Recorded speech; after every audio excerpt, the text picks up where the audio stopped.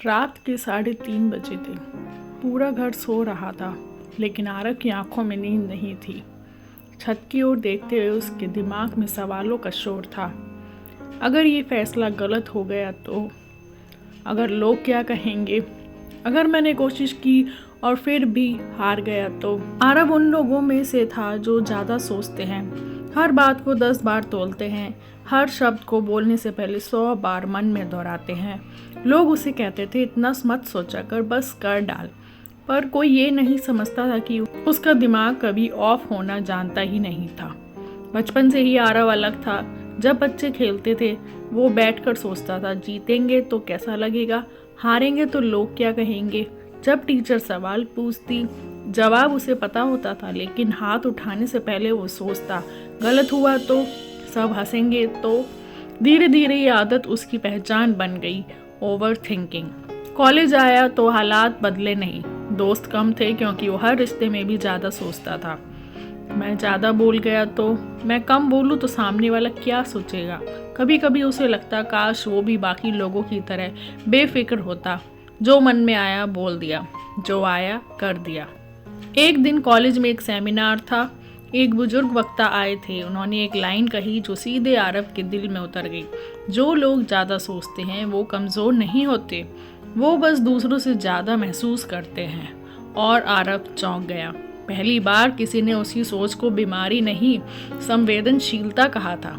Seminar के बाद आरव ने उनसे बात की, उनसे कहा, सर मैं इतना सोचता हूँ कि कुछ कर ही नहीं पाता। वक्ता मुस्कुराए और बोले, बेटा, सोचने वाला दिमाग तलवार की तरह होता है। अगर उसे सही दिशा दो तो वो रास्ता बनाता है, और अगर यूं ही घुमाते रहो तो खुद को ही चोट पहुंचा देता है। उस दिन आरव घर लौटा तो पहली बार उसने अपनी सोच से लड़ाई नहीं की। उसने उसे समझने की कोशिश की।